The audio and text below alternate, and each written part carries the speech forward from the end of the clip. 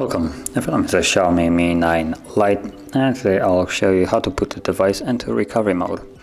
So to get started, you'll need to power it off by holding the power key and selecting power off.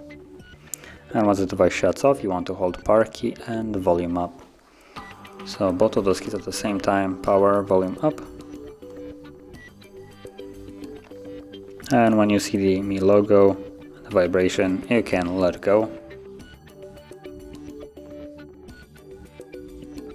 And from here you are now in the recovery mode. And in this menu you will need to use volume keys to navigate, so volume down goes down, volume up goes up, and power key is used to confirm whatever is selected.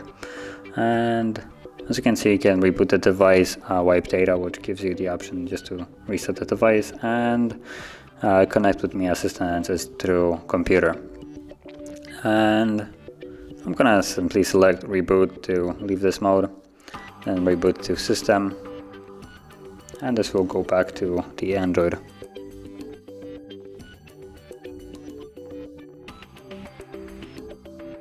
And you can see that we're now back in Android. So if you found this video helpful, don't forget to hit like, subscribe, and thanks for watching.